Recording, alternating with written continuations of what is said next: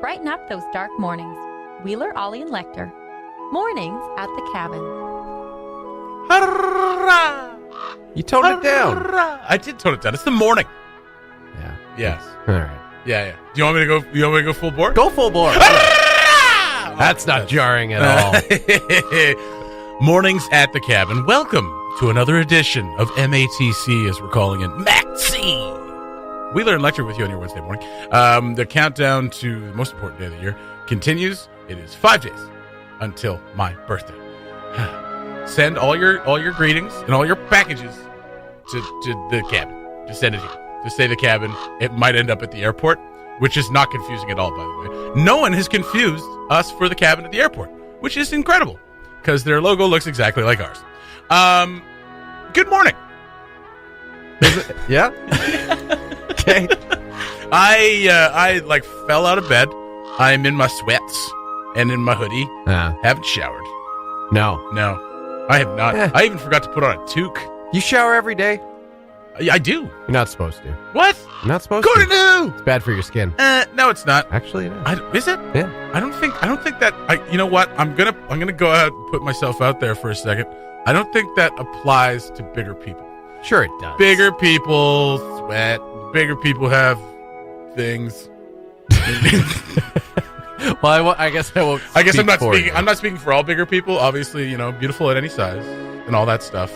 But showering varies. Showering varies. Okay. And I do it every day. All right. I do it every day. I mean, your skin looks flawless, so who am I to tell you what to do? Who with are your you skin? to tell me what to do? The old scabby face over here. Scabby face. You gotta stop doing math. Mornings at the Cabin, the podcast. You were watching Home Alone last night. Obviously, it's the season to watch all these movies. I'm not gonna start watching these movies until I'm on break. Oh, okay. And I've got some. I'm gonna download some. I've got some already saved up. Got Scrooge, Christmas Carol. You know what? Don't. Scrooge is a classic. It's not good. It is It's good. not. How? It's not great. What? I watched it for the first time last Christmas. Well, that's stupid. Watching it for the first time 30 years after it's been released, you shot yourself in the foot. That's right. Are you victim blaming me? It doesn't age well, but it's still good. What's not good about it? Tell me right now. Okay, well, Bill Murray is excellent. Arguably the most likable on-screen actor in history. Yes. Is completely unlikable. Yeah. There's nothing to like about the whole point. And it's not even Scrooge. It's not even a funny unlikability. Oh, it's wonderful. No, it's just kind of like this guy's just kind of a jerk. Well, because he's supposed to be. That's the whole story. But they're supposed to be like the Grinch is a jerk, for example. But the Grinch, there's plenty of funny lines where you're like, this is endearing. Well, he brings out the jerk in all of us. Jim Carrey improvising. Bill Murray's just as good of an improviser. It's true. As Jim Carrey. I thought it's great. And the whole love story was just garbage.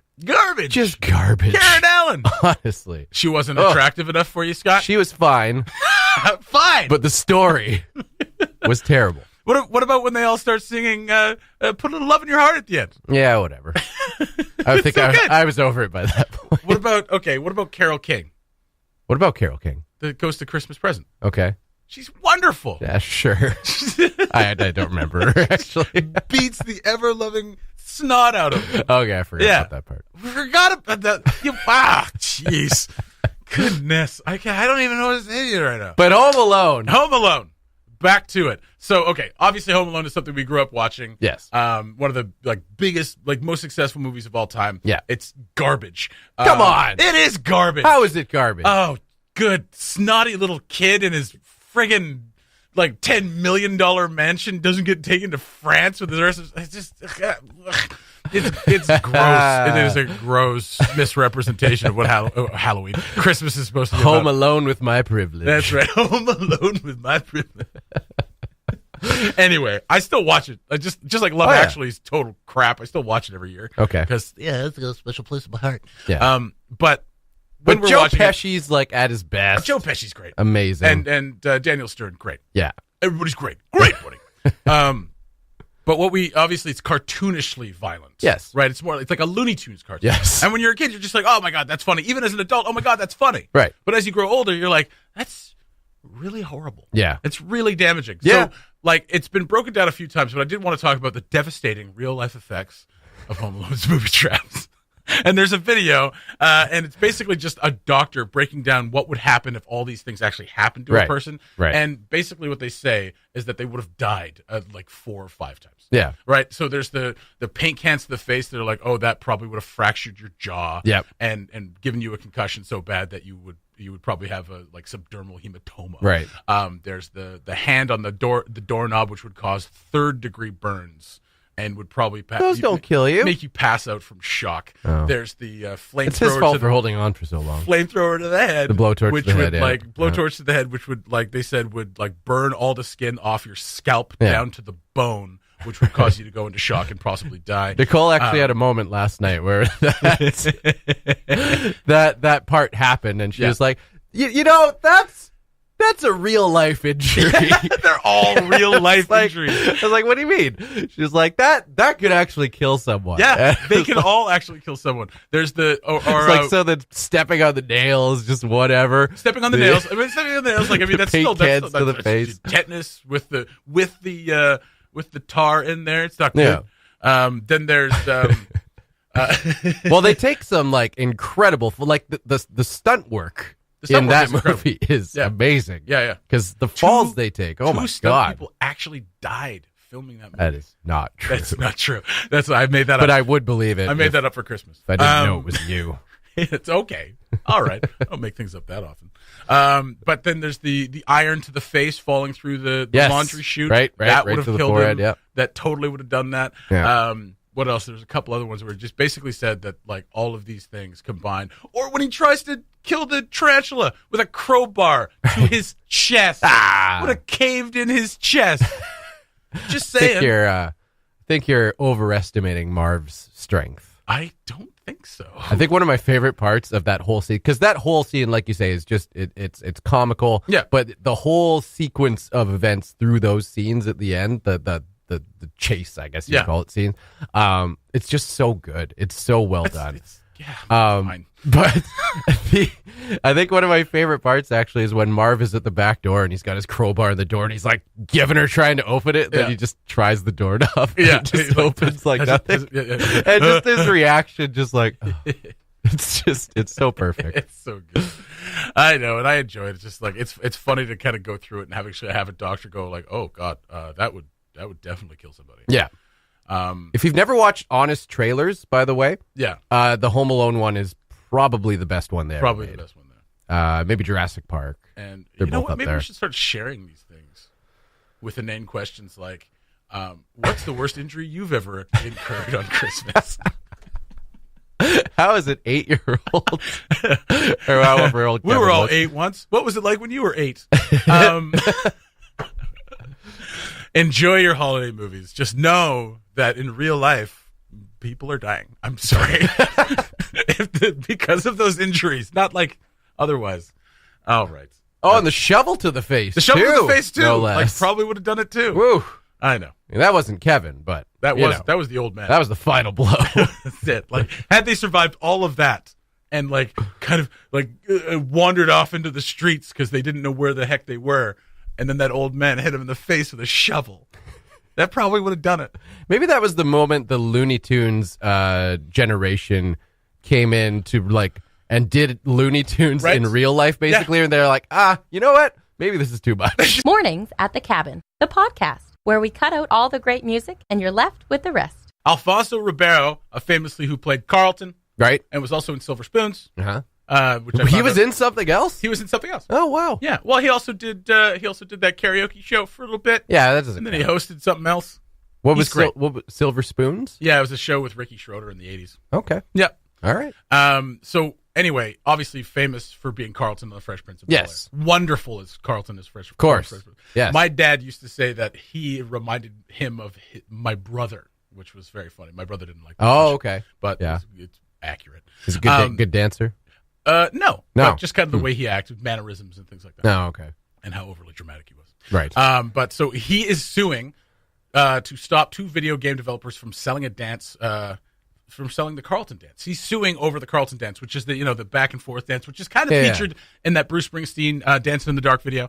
Tom Jones kind of popularized it as well, but I guess he kind of made it like that much bigger and then added a couple steps to it, right? Yeah. And kind of made it, and it's become known as the Carlton dance, yeah, right? It's branded as the Carlton dance. Yeah. Part of his brand, part of his signature, right? Yeah. So everyone knows it is that. Exactly, yeah. right? So it's been used in a lot of other things, but nothing as popular as Fortnite, which is being played by, tens of millions of people every day. Okay. So it's being featured in Fortnite. It's also being featured on NBA 2K, 2K18. That's cool. Or 2K19.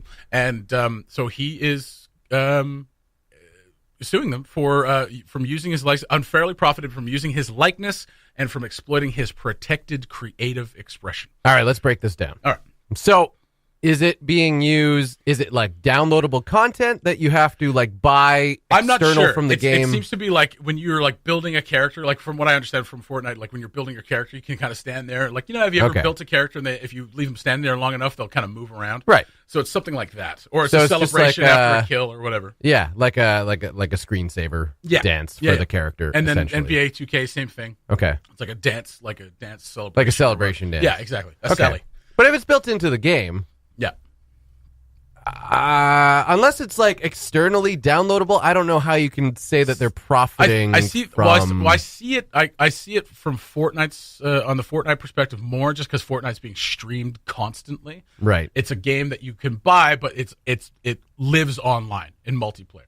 Whereas NBA 2K does do that as well, but I mean it's more of a like console game. You play it on your console, whatever. Well, I mean, we get more and more in the online world now than ever with every game. Fortnite is primarily an online multiplayer experience. Okay. Right? Yeah. So I can see it from this angle. A lot of people are saying, oh, what next? Like, you can sue for anything. It's like, no. This is part of his identity for the last 26 years. The Fresh Prince started in 1990, so 28 years.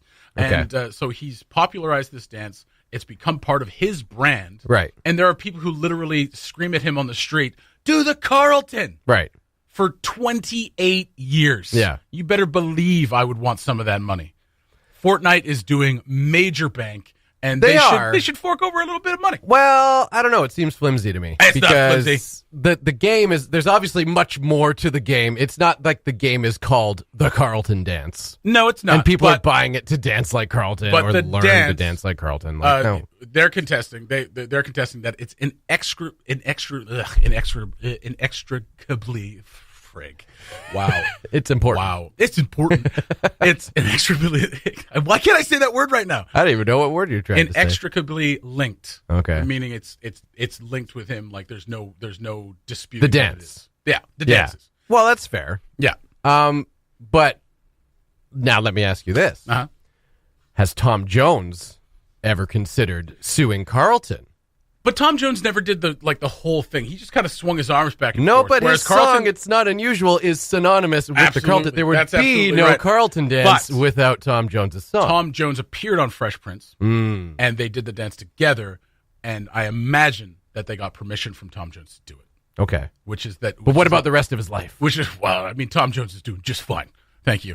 So what they're saying is 27 years later, the dance remains distinctive, immediately recognizable, and linked to Ribeiro's identity, celebrity, and likeness. And even performed it on Dancing with the Stars. There's a clip of it all the time. It's floating around the internet of him doing it on Dancing with the Stars in 2014. Yeah. I don't know. For me, this falls into the pretty flimsy category. You know what? Yeah. You fall into the flimsy category. I don't even have a dance. I'll be on Carlton's side of it. Okay. All right. I'll be on Carlton. If you did something for 30 years that became linked to you as a person, as a brand, as a signature, you made money off of it, and then somebody was using it and not paying you for it. But they're not necessarily making money off Fortnite is making money hand over fist. They would be making money hand over fist regardless of the Carlton dance. I know, but I mean, you can't make money and then have a bunch of, you can't appropriate things. I mean, we're not talking about cultural appropriation, but you can't appropriate things and make money doing them. If you just appropriated something and it was just for fun, not cultural appropriation, obviously, but appropriating something like that for fun without making money off it, then there's not really an argument to be had. But it is just a fun little thing, just because you happen to be making money. But I mean, it makes money. But that doesn't make them money. The game itself makes the money. This is just a little... It's part of the package. You know what? I would actually have to play the game to realize how big a part of the package it is. Okay, check this out. So if Fortnite makes this game, they do this game, and all of a sudden you're allowed to have a Chewbacca skin for one of your players. Okay. And you don't pay Star Wars. Right. That's the same thing. Well, but that's the same thing. It's that's a tough one. No, it's not. It kind of is. You're making it tougher than it seems. I mean, if you put because anyone can do the Carlton dance in theory if you learn to do it. Obviously, he's the best at it because he's Carlton. Yep. But you can't necessarily look like Chewbacca because you're not a big hairy. It's about beast. using property, intellectual or otherwise, or whatever. Like that's fair enough. But trying to copyright the dance. But all art is stolen. All art is borrowed. Oh, right. Okay. So no one should ever be able to sue for anything. Yeah, well, even if it's completely you know what? stolen. I would be opposed to that. Just to give you an idea of how big Fortnite is. Can you imagine a world without lawyers?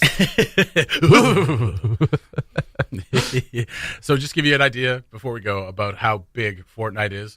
80 million people logged in to play Fortnite in August. Yeah. Yeah. It's massive. Like, massive. I'm not questioning that. That's for yeah. sure.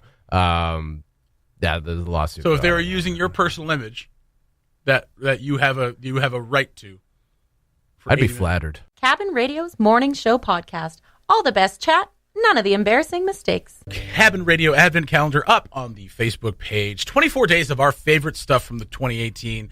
It's been a wild ride for these last few days. The new post will be up here pretty quick. It's been great, though, like looking back at all the really cool stuff we got to do this year. And, most of it doesn't have Scott in it because he wasn't here.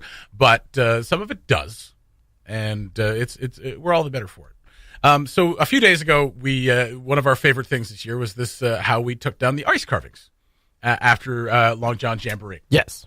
And tons of fun. Beautiful ice carvings, just wonderful stuff. And we auctioned off the chance to do it. And all the money went right back into the LJJ, which is a great event. And so we're happy to support them, and we're happy that we were able to get them a bit more money. Because usually they were taken down by the volunteers or later on by Bobcat or whatever. There's really no nice way to bring these things down. No. Right? So we auctioned off the chance to do it, and people came out in droves and got the chance to knock them down with sledgehammers, and it was so much fun. Well, there is a nice way to bring them down, but it's boring. Well, it's not as fun as yeah, exactly. What nice way? Oh, just like, disassembling, like putting them on their side and like sawing them or something. Like, it's just boring. Yeah, it's way more fun to smash them. Put it down on their side. It's going to take like a loader with straps to like lower it gently down onto the ice and then do it. Like, why? Why would you do that? That's fair. Waste. I'm certainly no judge in heavy object logistics. Thank you. Thank you for admitting that today. This is it's about time. It's about time. But this is definitely the most fun way. Smashing. Yeah. Smashy. And when we released that video back in March, yes, it got some controversy. And we've re-released it on December 15th, also now causing a little controversy because people are asking, like, why do you have to do that? Why do you bring them down? They're so beautiful. And, like, one of the bigger complaints when we did it in March is that, like, well, I was coming down there. I wanted to see them. Yes. It's like, that. Well, they've been up for, like, a week. You could have seen them. Like, it's a busy week. It's a busy week. I had stuff to do. It's like, okay, but they can't be there the whole time. No. And then, like, people were like, I was going to come down in Easter. It's like, that's a month away. Yeah. But the thing is, what people don't seem to understand is that it's a liability issue. Right. Like, they have to come down lest they have to have people, like, washing them the whole time because you can't have people going down there, like, climbing all over it and stuff like that. Yeah. People get hurt. And then the counter argument was like, well, bringing them down like that could get people hurt too. It's like, but there were people like, but they signed a waiver. Maybe they signed waivers. They signed a waiver, and there were supervisors there, right? Yes. It's a little bit more safe. So we had a lot of fun doing that, and there's still a bit of controversy today. It's just like, let nature take its course, let them melt. It's like we can't do that. This brought up a lot of hurt feelings. It brought up a lot of hurt feelings, but like some people saying, if I were one of the artists, I would not feel good about that. It's like, actually, some of the artists loved it. Yeah. Some of the artists even commented, it's like, I love that you did this. I know my art is temporary, and this is a great way to do it. There was one who was not completely There's a bit more of a story to that guy, though. I'm not going to say what it is, but that guy might have had an agenda in order against the Long John Jamboree to be like, you shouldn't have taken down my art. So I can't really get into it. All right. But this is Gag order. Gag order, absolutely. We've been silencioed.